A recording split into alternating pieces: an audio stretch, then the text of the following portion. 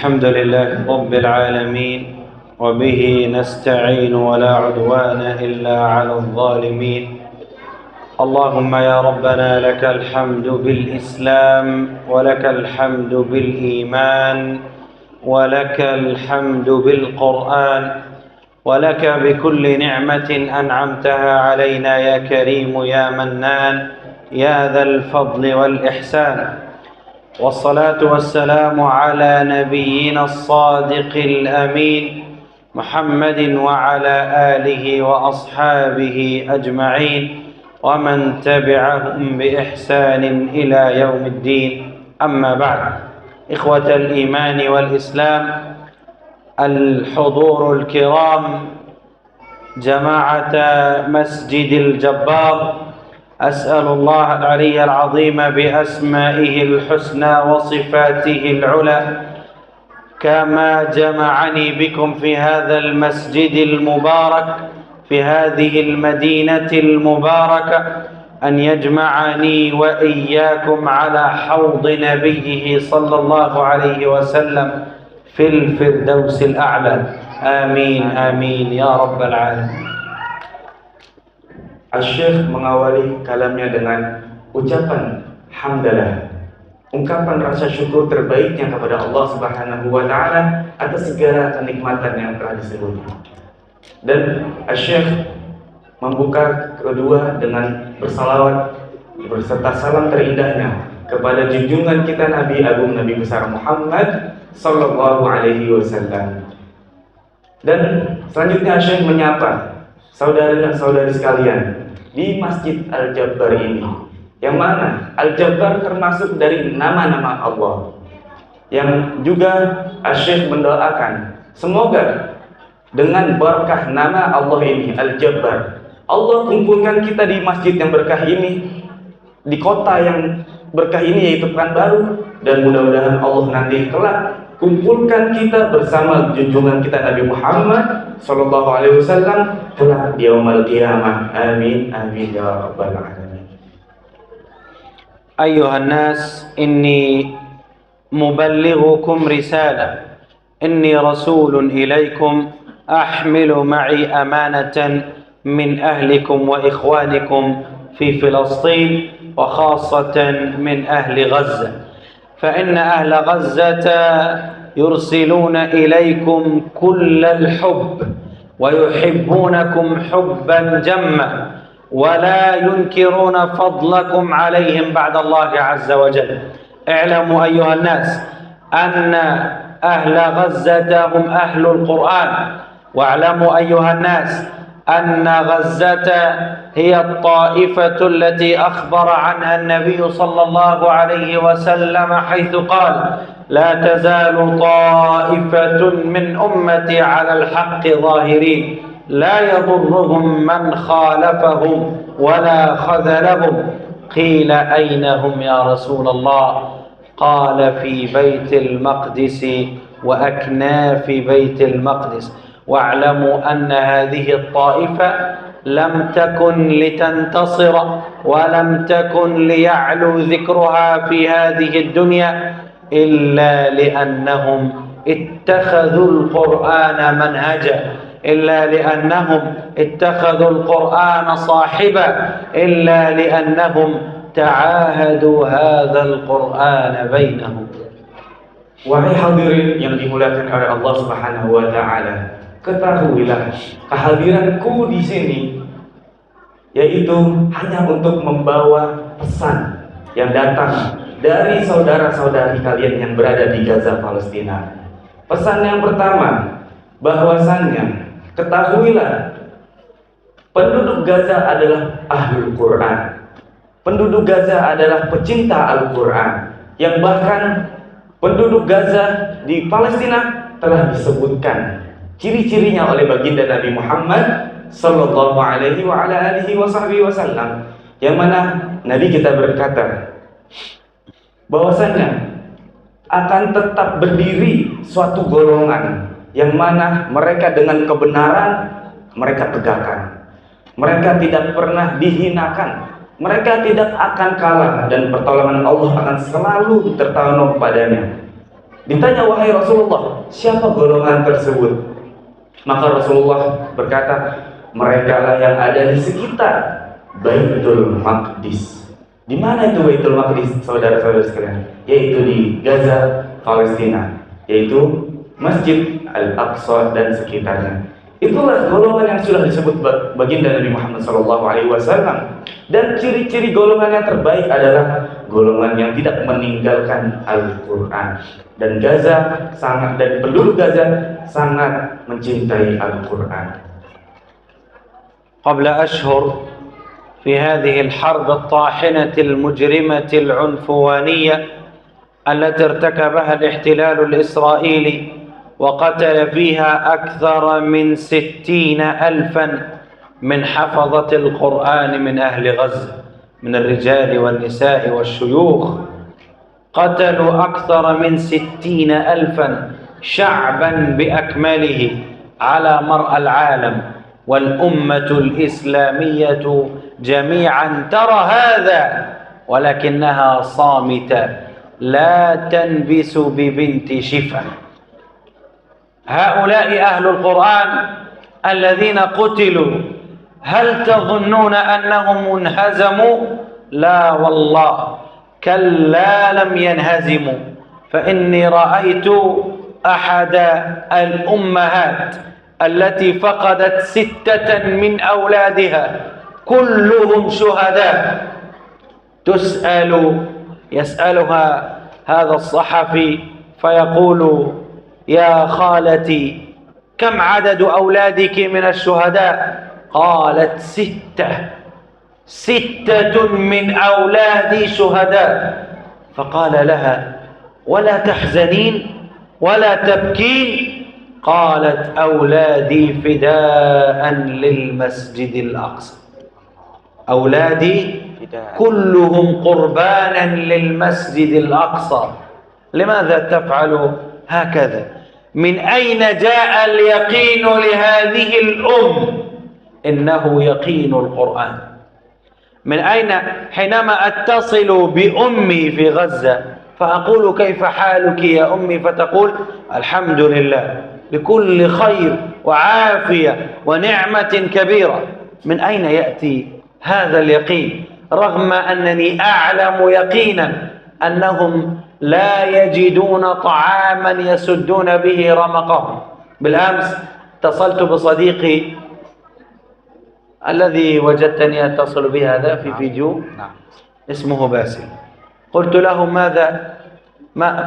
كنت أتناول طعام الإفطار، فقلت له: كم الساعة عندكم؟ قال: 2:00 في الظهر. فقلت: ماذا ستأكل في طعام الإفطار؟ فقال: لا أدري. قلت: كيف لا تدري؟ هنا طعام الإفطار بقي له 4 ساعات فقط وأنت لا تدري ماذا ستأكل؟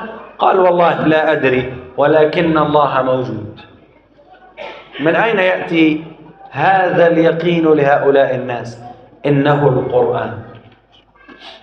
Ketahuilah bahwa sesungguhnya per hari ini telah terbunuh 60.000, lebih dari 60.000 para penghafal Al-Quran, yaitu mereka mati di jalan Allah, menjadi syuhada yang telah mati di jalan Allah Subhanahu wa Ta'ala.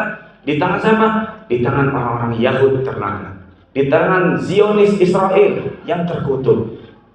Mereka membantai ahlul Quran yang ada di Gaza. Dan ketahuilah, kekejamannya tidak sampai segitu saja, bahwa aku telah menelpon ibuku, yaitu ibunya Syekh, belum lama, dan ditanya, wahai ibu, apakah esok engkau dapat makan? Ibu menjawab, kami tidak tahu. Namun bagaimana kamu bisa berani, masih kuat di sana untuk hidup? Dan ibu menjawab, tenang saja, masih ada Allah. Dan juga beliau bercerita, kemarin 2 hari yang lalu bersama saya, beliau menelpon saudaranya yang kawan yang bernama Basa, di mana kawannya tersebut sedang sahur jam 2 malam di Gaza. Dan di saat itu ditanya, apakah engkau akan makan ketika berbuka besok? Kata kawannya, bahasa nggak tahu besok akan makan apa. Namun ketahuilah Allah selalu ada. Dan bahasa mengatakan demikian. Allah selalu ada. Beliau tidak takut kekurangan, tidak takut keterpurukan, karena sesungguhnya segala sesuatu dari Allah. Maka ketika Allah selalu ada, insya Allah Allah akan amankan dia. نحن نعلم يقينا أن الغلبة والنصر والتمكين لنا لأن الله سبحانه وتعالى قال وكان حقا علينا نصر المؤمنين والله سبحانه وتعالى قال ولن يجعل الله للكافرين على المؤمنين سبيلا والله سبحانه وتعالى قال ويقولون متى هو قل عسى أن يكون قريبا والله سبحانه وتعالى قال يومئذ يفرح المؤمنون يومئذ يفرح المؤمنون بنصر الله هذا هو عزاؤنا هذا الذي يجلو الحزن والهم من قلوبنا هذا الذي يجعلنا نطمئن ونتيقن أن الله موجود نحن لا نخاف إذا مات 60,000 من أهلنا وإخواننا نحن لا نخاف إذا دمرت بيوتنا نحن لا نخاف إذا قصفت مساجدنا ومستشفياتنا نحن لا نخاف إذا فقدنا أحباءنا وأعزاءنا وأصدقاءنا لأننا نعلم يقينا أن هذه الدنيا إنما هي دار ممر وإنما هي مؤقتة وستمضي ونحن نعلم يقينا أن الآخرة هي دار القرار ونحن نعلم يقينا أن الشهيد الواحد يشفع ل70 من أهله انظروا 60,000 شهيد من أهل غزة 60,000 كل واحد منهم يشفع ل70 من أهله إذن كل أهل غزة يدخلون الجنة لماذا كل هذا؟ ببركة القرآن bibaratil Quran. Maka sesungguhnya kami telah lihat dan kita semua telah tahu di dalam Al-Quran bahwasanya Allah Subhanahu wa taala berfirman, Ia tidak akan meninggalkan orang-orang mukminin. Allah Subhanahu wa taala berfirman bahwasanya akan bahagia orang-orang mukmin karena pertolongan dari Allah Subhanahu wa taala. Dan ketahuilah, ayat inilah yang membuat hati kami penduduk ahli Gaza tidak pernah gentar. Hati kami tidak pernah takut melawan Zionis Israel dengan kekejamannya. Walaupun harus rumah kami hancur, walaupun harus masjid kami ditutup, rumah sakit kami diserang, walaupun kami harus kehilangan kawan kami, saudara kami yang harus mati di jalan Allah, kami kehilangan ribuan syuhada. Ketahuilah bahwasanya satu syuhada yang meninggal di jalan Allah bisa membantu 70 saudaranya masuk surga. Dengan demikian maka sesungguhnya seluruh penduduk Gaza akan menjadi ahli jannah insyaallah. Itulah keyakinan kami, itulah yang menguatkan kami sehingga kami tidak pernah gentar melawan musuh Allah. Musuh Allah di dunia kecil, namun pertolongan Allah begitu besar kepada kami. نحن في غزة نعيش مع القرآن ونعيش من أجل القرآن وكل حياتنا هي حياة القرآن لا نخشى من أحد لا نخشى من أمريكا ولا من إسرائيل ولا من أي أحد لأننا نعيش مع القرآن والقرآن يخبرنا أنه إذا جاء وعد الآخرة ليسوءوا وجوهكم وليدخلوا المسجد كما دخلوه أول مرة وليتبروا ما على تتبيرا أخبركم وأبشركم أيها الناس إننا لا نخاف ولكننا نخاف من شيء واحد فقط نخاف إذا تخلت عنا أمة الإسلام هذا الشيء الذي نخاف نحن لا نخاف إذا كنا من الشهداء بل والله إنني وأنا الآن بين أعينكم جميعا أجلس أمامكم والله إنني أتمنى وأدعو الله أن أرجع إلى غزة وأن أموت فيها شهيدا. Ketahuilah wahai saudara-saudariku sekalian, sesungguhnya jaminan Allah di dalam Al-Quran kepada kami sungguh sangat terang benderang. Kami tidak akan takut pada siapapun. Kami tidak takut pada Trump. Kami tidak takut pada Israel. Tidak ada yang kami takuti di dunia ini. Tidak ada yang penduduk Gaza takuti di dunia ini. Hanya satu saja, yaitu kehilangan saudara-saudarinya sesama muslim, yaitu saudari-saudari kita semua ini yang ada di Indonesia, yang ada di belahan dunia lain. Bahwasanya umat Islam mulai berpaling pada perjuangan Gaza. Umat Islam mulai meninggalkan perjuangan di Gaza. Itulah yang kami khawatirkan, wahai saudara kaum muslimin muslimat.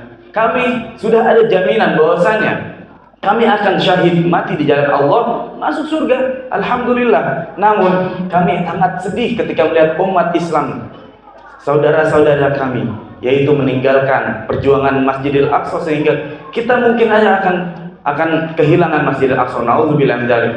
Dan saksikanlah bahwa saya hari ini di hadapan kalian semua, saya bersumpah, saya berdoa kepada Allah, mudah-mudahan saya bisa kembali ke Gaza, bisa pulang kembali ke Gaza dan mati dalam keadaan syahid di sana. Ayuhan nas, ubashirukum بأنه قبل شهر أكتوبر بشهرين فقط خرجت غزة كوكبة من الحفاظ ليس لها مثيل في هذه الدنيا. لم تخرج هذه الأفواج من حفظة القرآن من أي مدينة ولا من أي دولة في العالم كما خرجت من غزة. خرج 1471 من الحفاظ الذين قرأوا القرآن على جلسة واحدة منذ صباح اليوم حتى صلاة العصر. قرأوا القرآن مما يحفظونه في رؤوسهم، لم يمسكوا القرآن بل قرأوه مما حفظوه في صدورهم ورؤوسهم. والآن أكثر من نصف هؤلاء أصبحوا من الشهداء حتى يخبر الله عز وجل: يا الله لقد حفظنا القرآن ولقد رأينا وعدك في القرآن أنك ستنصر عبادك المؤمنين الموحدين، ويا الله نحن نشكو إليك خذلان إخواننا المسلمين، نشكو إليك خذلان أمة الإسلام التي خذلتنا وتخلت عنا وتخلت عن دعم جهادنا وعن دعم أهل القرآن. هؤلاء الذين أتكلم عنهم هم حفظة القرآن الذين خرجوا من دار القرآن الكريم والسنة فقط. هم إخواني وأخواتي، هم أساتذتي وأستاذاتي، هم أصدقائي جميعا الذين قرأوا القرآن على جلسة واحدة من دار القرآن الكريم والسنة. واعلموا أيها الناس أن دار القرآن الكريم والسنة لم تكن لتبقى إلا بدعمكم أنتم. أبشركم أن دعمكم لدار القرآن الكريم والسنة هو دعم لشعلة الجهاد في فلسطين، هو دعم لأهل القرآن، هو دعم للمجاهدين، هو دعم للشهداء. فإن شئتم أن تبقى شعلة الجهاد باقية في فلسطين فادعموا دار القرآن، وإن شئتم أن تطفئوا هذه الشعلة نعوذ بالله من ذلك فتخاذلوا عن دعم دار القرآن. Izinkan aku menceritakan kebanggaanku bahwasanya sebelum 7 Oktober tahun lalu, 2 bulan sebelum 7 Oktober tahun lalu, sebelum kejadian peperangan, diadakannya halaqatul Quran. Ada pembacaan Al-Quran dari waktu subuh sampai waktu maghrib. Yang membaca siapa? Para penghafal Al-Quran yang mungkin 30 juz sebanyak 1471. Para penghafal Al-Quran yang mungkin 30 juz. Mereka membaca halaqah Al-Quran dalam 1 hari. Dan ketahuilah wahai ibu bapak sekalian, setengah dari itu semua, setengah dari para penghafal Al-Quran telah mati di jalan Allah, telah syahid. Dan ketahuilah, mereka teman-temanku, mereka sahabatku, mereka guru-guruku, mereka kawan-kawanku. Yaitu dari mana? Darul Quranil Karim wa Sunnah, yaitu lembaga yang kami bina, lembaga yang terus-menerus memberikan bantuan dari saudara-saudarinya dari seluruh dunia untuk perjuangan para penghafal Al-Quran di Gaza. Dan ketahuilah, bantuan-bantuan ini semua dari Bapak Ibu sekalian, dari penduduk Indonesia, yang bantuan tersebut akan membantu perjuangan kami yang berada di Gaza, Palestina. الله سبحانه النبي محمد صلى الله عليه وسلم يقول: من جهز غازيا في سبيل الله فكأنما غزا. إن لم تستطع أن تحفظ القرآن أو تكون مع حفظة القرآن في غزة، إن لم تستطع أن تكون من المجاهدين في غزة، إن لم تستطع أن تكون مع الشهداء، فساعدهم فقدم لهم المعونة، فإن فعلت فإنك إذن منهم ومعهم ولك مثل أجرهم في جنات النعيم. أسأل الله العلي العظيم أن يعطيكم على قدر نواياكم. أسأل الله العلي العظيم أن يغفر لي ولكم، وأن يجعلني وإياكم من عباده الصالحين النافعين لعباده المؤمنين. أسأل الله العلي العظيم أن يتقبل مني ومنكم صيام وقيام شهر رمضان. بارك الله لنا ولكم، وتقبل الله منا ومنكم، وأحسن الله إلينا وإليكم، وجمعنا الله في جنات النعيم على حوض النبي المصطفى صلى الله عليه وسلم، والحمد لله رب العالمين. Dan Syekh menutup ceramahnya pada kesempatan kali ini dengan hadis Nabi Muhammad Sallallahu Alaihi Wasallam yang artinya, barang siapa yang membantu, memberi bantuan untuk para pejuang di jalan Allah Subhanahu Wa Taala, maka sesungguhnya ia telah berjuang. Sesungguhnya ia telah berada dalam barisan para pejuang di jalan Allah Subhanahu Wa Taala. Maka apabila kita mau membantu para pejuang di jalan Allah, kita sesungguhnya bagian dari para pejuang tersebut, bagian orang-orang yang mendapatkan pahala yang berlimpah, sebagaimana pahala yang diberikan kepada para pejuang di jalan Allah Subhanahu Wa Taala. Inilah, kita tidak melihat sebesar apapun, kami hanya melihat niat-niat yang ada di hati ibu bapak sekalian, bagaimana sesuai kadar kemampuan untuk membantu saudara-saudara yang sedang berjuang di jalan Allah Subhanahu Wa Taala. Yang mudah-mudahan ini pengingat bahwa umat Islam tidak boleh meninggalkan Masjidil Aqsa. Dan aku tutup dengan berdoa kepada Allah Subhanahu Wa Taala, mudah-mudahan kita semua termasuk bagian orang-orang yang berjuang di jalan Allah. Amin ya rabbal alamin. Mudah-mudahan kita semua bagian orang-orang yang diutus oleh Allah Subhanahu Wa Taala untuk membantu saudara-saudaranya di Gaza, Palestina, dan semoga Allah memberikan keberkahan buat kita, dan semoga Allah Subhanahu Wa Taala menerima amal ibadah kita, puasa kita, salat kita, ibadah kita yang lainnya, dan semoga Ramadan kalian mendapatkan keberkahan Ramadan. Dan Assalamualaikum warahmatullahi wabarakatuh.